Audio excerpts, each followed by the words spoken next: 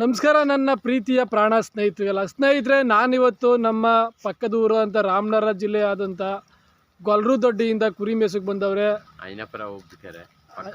ಮಾತಾಡ್ಸೋಣ ಬನ್ನಿ. ಅವ್ರು ಏನು ಹೇಳ್ತಾರೆ, ಅವ್ರ ಹೆಸರೇನು, ಎಷ್ಟು ದಿವಸದಿಂದ ಕುರಿ ಸಾಕ್ತಾ ಇದ್ದಾರೆ, ಅವರು ಎಷ್ಟು ಕುರಿ ಇದ್ದಾವೆ, ಕುರಿಯಿಂದ ಅವ್ರಿಗೆ ಲಾಭ ಸಿಗ್ತಾ ಇದೆ, ಅವ್ರು ಎಷ್ಟು ಜೀವನ ಸಾಗಿಸ್ತಾ ಇದ್ದಾರೆ ಈ ಥರ ಕಷ್ಟಪಟ್ಟು, ಅದನ್ನ ನಿಮಗೆ ಪೂರ್ತಿ ವಿವರವಾಗಿ ತಿಳಿಸೋಣ ಅಂತ ನಾನು ಇವತ್ತು ವಿಡಿಯೋ ಮುಖಾಂತರ ಬಂದಿದ್ದೀನಿ ನನ್ನ ಸ್ನೇಹಿತರೆ.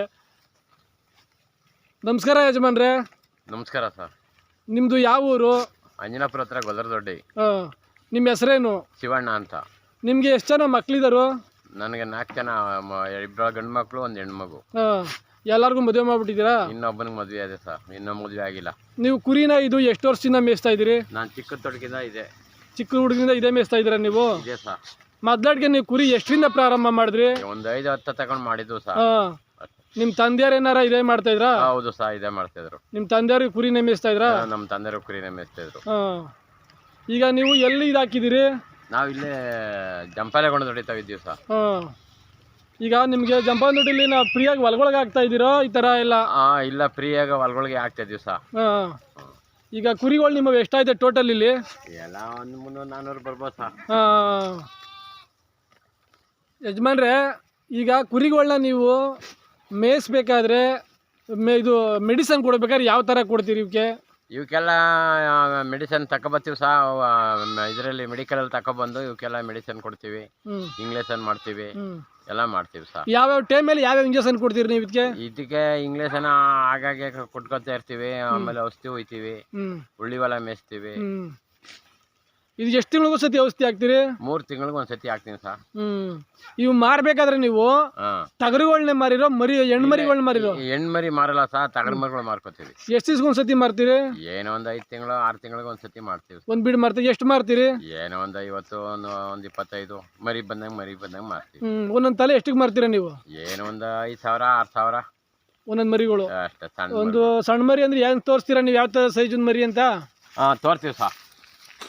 ನೋಡಿ ಸ್ನೇಹಿತರೆ, ನಮ್ಮ ರೈತರುಗಳು ಇವರು ಕೂಡೋ ಪದ್ಧತಿಲಿ ಮೇಯಿಸ್ತಾವ್ರೆ ಕುರಿಗಳನ್ನ.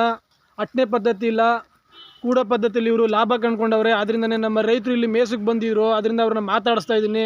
ಯಾಕೆಂದರೆ ಇನ್ನೂ ಈ ಥರ ರೈತರಿಗೂ ಎಲ್ಪ್ ಆಗಲಿ, ನಮ್ಮ ರೈತರು ಎಷ್ಟು ಕಷ್ಟಪಡ್ತಾರೆ ಅನ್ನೋದನ್ನ ನಾನು ಈ ವಿಡಿಯೋ ಮುಖಾಂತರ ತಿಳಿಸ್ತಾ ಇದ್ದೀನಿ. ನೋಡಿ, ಅಲ್ಲಿಂದ ಬಂದು ಇವರು ಈ ಥರ. ಈಗ ಯಾವಾಗೂ ನೀವು ಇಲ್ಲೇ ಮೇಯಿಸ್ತಾ ಇದ್ದೀರೋ ಇದೇ ಜಂಪಾಲಂಗನದೊಡ್ಡಿಲಿ? ಇಲ್ಲ ಸರ್, ಪರ್ಸ್ಥಳ ಹೋಯ್ತೀನಿ. ಪರ್ಸ್ಥಳ ಹೋಯ್ತು. ಎಷ್ಟು ದಿವ್ಸಕ್ಕೊಂದ್ಸತಿ ಚೇಂಜ್ ಮಾಡ್ತಾ ಇರ್ತೀರಿ ಊರುಗಳ? ಊರ್ಗೆ ಮೇವಿದ್ದಂಗೆ ಹೋಯ್ತಾ ಇರ್ತೀವಿ.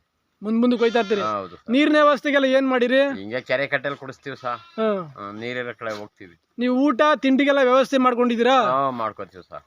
ಎಲ್ಲಿ ಊಟ ತಿಂಡಿ ಹೆಂಗ್ ಮಾಡಿರಿ ನೀವು? ಅಲ್ಲೇ ಮಂದೆ ತವಲೆ ಮಾಡ್ತೀವಿ ನಾವು. ಕುರಿ ಎಲ್ಲ ರೊಪ್ಪ ಹಾಕೋತೀವಿ, ಅಲ್ಲೇ ಮಾಡ್ತೀವಿ. ಈ ಸಣ್ಣ ಸಣ್ಣ ಮರಿಗಳು ಆಗ್ತಾವಲ್ಲ, ಏನ್ ಮಾಡಿರಿ ನೀವು? ಹಿಂಗೆ ಕೈಲಿ ಎತ್ಕೊಂಡು ಹೋಗ್ಬೇಕು. ಕೈಲಿ ಅಲ್ಲಿ ಮನೆ ತವಲು ಹೋವೆ. ಅಲ್ಲಿ ಮನೆ ಮಾಡ್ಕೊಂಡಿದ್ದೀರಾ? ಯಾವ ತರ ನೀವು? ಹೊಲದಲ್ಲಿ ಸೆಡ್ ಹಾಕೊಂಡಿದ್ದೀರಾ? ಅಡ್ಗೆ ಎಲ್ಲ ಅಲ್ಲೇ ಮನೇಲಿ ಹೆಂಗಸುಗಳನ್ನ ಕರ್ಕೊಂಡ್ ಬಂದಿದ್ದೀರಾ? ಹೌದು ಸರ್. ಇವರು ಏನ್ ಮಾಡ್ತಾರೆ ಅಂದ್ರೆ ಸ್ನೇಹಿತರೆ, ಹಳ್ಳಿಗಳಲ್ಲಿ ರೈತರುಗಳು ಉಳ್ಳಿಗಳು ಚೆಲ್ಲಿರ್ತಾರಲ್ಲ, ಅದನ್ನ ಅವರು ವ್ಯಾಪಾರ ಮಾಡಿ ಹೊಲಗಳನ್ನ ತಗೊಂಡು ಹೊಲಗಳನ್ನೇ ಅವರು ಮೇಯಿಸ್ತಾ ಇರ್ತಾರೆ ಡೈಲಿ. ಇಂಥ ಟೈಮಲ್ಲಿ, ಬೇಸಿಗೆ ಟೈಮಲ್ಲಿ ಜನವರಿಯಿಂದ ಇವರು ಫೆಬ್ರವರಿ ಗಂಟೆ ಉಳ್ಳಿ ಹೊಲಗಳು ತಗೊಬಿಡ್ತಾರೆ.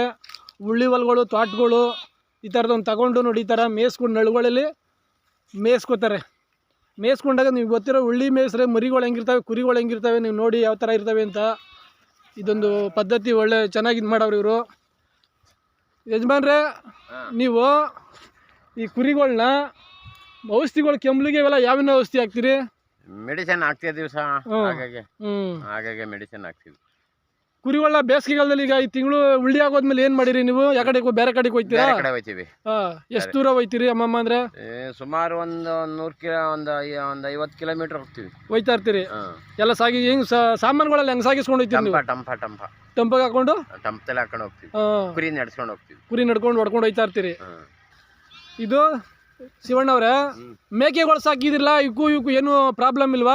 ಏನಿಲ್ಲ, ಕುರಿಗಳಿಗೆ ಮೇಯ್ತಾ ಇರ್ತವೆ. ಅವಕ್ಕಿಂತ ಏನು ತೊಂದರೆ ಇಲ್ವಾ? ಏನಿಲ್ಲ.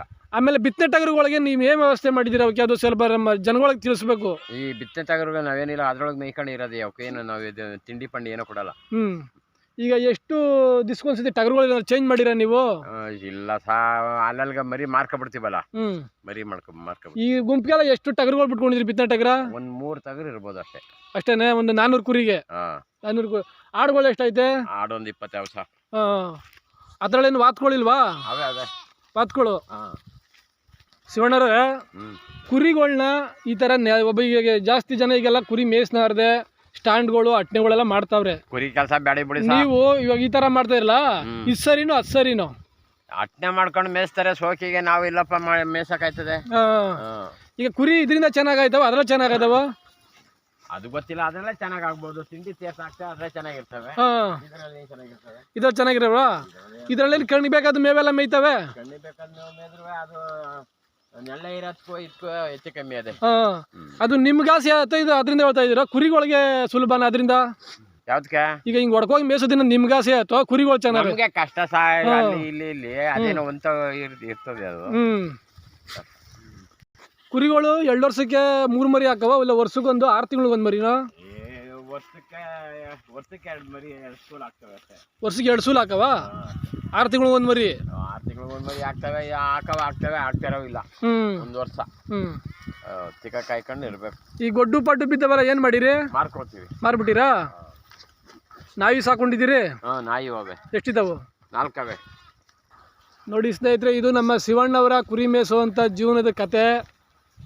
ಊರು ತಿಂಗಳ ಒಯ್ತಾ ಇರ್ತಾರೆ ಮೇಯಿಸ್ಕೊಂಡು, ಮೇವೆ ಸಿಗ್ತಾವಲ್ಲ ಹಾಕೊಂಡು ಒಯ್ತಾ ಇರ್ತಾರೆ. ಕುರಿ ಮೇಯಿಸೋದ್ರಿಂದ ಅವ್ರು ಹೇಳ್ತವ್ರೆ ಮೇಯಿಸೋರಿಗೆ ಕಷ್ಟ, ಕುರಿ ಏನೋ ಚೆನ್ನಾಗಾಯ್ತವೆ, ಆದರೆ ಮೇಯಿಸಿಕಾರೆ ಭಾಳ ಕಷ್ಟ ಆಯ್ತದೆ, ಹಿಂಸೆ, ಊರು ತಿರುಗ್ತಾ ಇರಬೇಕು, ಮೇವುಗಳು ತಗೊಳ್ಬೇಕು. ಕುರಿ ಚೆನ್ನಾಗಾಯ್ತವೆ, ಆದರೆ ಬಂಡವಾಳ ಹಾಕಬೇಕು, ನಾವು ಕಷ್ಟಪಡಬೇಕು ಅಂತ ಅವರು ಈ ವಿಡಿಯೋ ಮುಖಾಂತರ ತಿಳಿಸಿ ಹೇಳ್ತವ್ರೆ ನಮ್ಮ ಜನಗಳಿಗೆ. ನೋಡಿ ಸ್ನೇಹಿತರೆ, ಇದರಲ್ಲಿ ಅನುಭವ ಪಡಬೇಕಾದ್ರೆ ಇಂಥ ಹಳಬರು ಮಸ್ರಿಂದ ಮಾತ್ರ ಸಾಧ್ಯ. ನಮ್ಮಂಥವ್ರು ಸಣ್ಣ ಪುಟ್ಟ ಅಂತ ಈಗಲವರು ಹೊಸ್ದಾಗಂತ ಈ ಥರ ಮೇಯಿಸಿ ಇದ್ರಂತೂ ಆಗಲ್ತು. ನೋಡಿ ಹೇಳ್ತಾರವರು, ನಮ್ಮ ಮಕ್ಕಳಿಗೆ ಬೇಡ ಈ ಕಷ್ಟ. ಅಯ್ಯೋ ಭಾರಿ ಕಷ್ಟ, ಹೊಡಿತಾರೆ, ನಿನ್ನ ಹಿಡ್ತಿನಾಕೆ ಅಂತಾರೆ, ನಿನ್ನ ಅವನಾಕೆ ಅಂತಾರೆ, ಎಲ್ಲ ಹೊಡಿತಾರೆ ಅಯ್ಯೋ ಈ ಕಷ್ಟ ಬೇಡ, ಏನೋ ಚಿಕ್ಕ ತೊಡ್ಕಿಂದ ಇದು ಉದ್ಯೋಗ ಮಾಡಿಬಿಟ್ಟು ನಾವು ಅಷ್ಟೇ. ನೋಡಿ ಸ್ನೇಹಿತರೆ, ಅವರು ಡೈರೆಕ್ಟಾಗಿ ಹೇಳ್ಬಿಟ್ಟವ್ರೆ. ಸ್ನೇಹಿತರೆ, ಯಾರೇ ಆಗಲಿ ಈ ಥರ ಮೇಯಿಸ್ಕೊಬೋತಾರೆ ಕುರಿನ ಯಾರು ಬೈಯಕ್ಕೆ ಹೋಗ್ಬೇಡಿ ಸತ್ವಾಗ್ಲು. ಯಾಕೆ ಅಂದರೆ ರೈತನ ಕಷ್ಟ ರೈತನಿಗೆ ಗೊತ್ತು, ಯಾರು ಬೈಯಕ್ಕೆ ಹೋಗ್ಬೇಡಿ, ಹೊಡಿಯೋಕೆ ಹೋಗ್ಬೇಡಿ. ಅವರೆಲ್ಲೋ ಬರ್ತಾರೆ, ಜೀವನ ಮಾಡ್ಕೊಂಡು ಒಯ್ತಾ ಇರ್ತಾರೆ ಮೇಯಿಸ್ಕೊಂಡು. ಪಾಪ ಅಂಥವ್ರಿಗೆ ಬಾಯದು ಅಂದ್ಬಿಟ್ಟು ಬೈಯಕ್ಕೆ ಹೋಗ್ಬೇಡಿ, ಹೊಲಕ್ಕೆ ಬಿಡ್ರೆ ಬೇಕಾದ್ರೆ ಬಿಡಬೇಡಿ ಕಣಪ್ಪ, ಹೊಡ್ಕೊಳ್ರಿ ಅಂತ ಹೇಳ್ಬಿಡಿ. ಪಾಪ ಅವರೇ ಅದು ಹೇಳಿದ್ಮೇಲೆ ನನಗೆ ಒಂಥರ ಮುಜುಗರ ಆಯಿತು. ಈ ವಿಡಿಯೋ ಮುಖಾಂತರ ನಮ್ಮ ಜನಗಳಿಗೆ ತಿಳಿಸ್ತಾ ಇದ್ದೀನಿ. ನೋಡಿ ಸ್ನೇಹಿತರೆ, ಕುರಿಗಳಿಗೆ ಸ್ನೇಹಿತರೆ ಹುಳ್ಳಿ ಕಾಳು ನಾನು ಹೇಳ್ದಂಗೆ ಹುಳ್ಳಿಗಾಯಿ ಇದ್ದರೆ ಒಳ್ಳೆ ಚೆನ್ನಾಗಿ ಮೇಯಿಸ್ಬೋದು. ಜಾಗ ಇರಬೇಕು ಅನ್ನೋದು ಮೇನ್ ನಾನು ಹೇಳೋದು. ಜಾಗ ಇದ್ದರೆ ಕುರಿ ಸಾಕಾಣಿಕೆಯಲ್ಲೂ ಲಾಭ ಕಾಣ್ಬೋದು, ಆದಾಯ ಕಾಣ್ಬೋದು. ಹೊಸಿ ಮೇಸಕ್ಕೆ ಅದೊಂದೇ ಪ್ರಾಬ್ಲಮ್, ಅದು ಬಿಟ್ಟರೆ ಇದರಲ್ಲಿ ಲಾಭ ಕಾಣ್ಬೋದು ಅಂತ ತಿಳಿಸ್ತೀನಿ. ಚಾನಲ್ ಸಬ್ಸ್ಕ್ರೈಬರ್ ಮಾಡಿ, ಲೈಕ್ ಮಾಡಿ ಅಂತ ನಾನು ತಿಳಿಸ್ತೀನಿ ನನ್ನ ಸ್ನೇಹಿತರೆ.